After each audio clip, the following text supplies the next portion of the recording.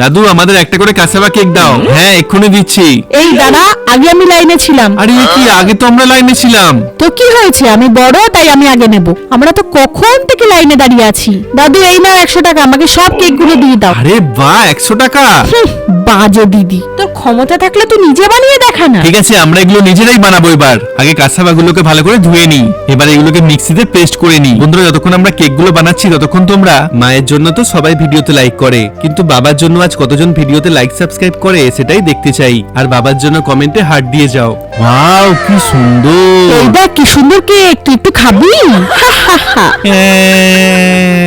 এই তো কেকগুলো সব রেডি হয়ে গেছে। চল দিদি এগুলো আমরা সবাইকে দিয়ে আসি। সুন্দর সুন্দর কেক নিয়ে যাও একদম ফ্রিতে।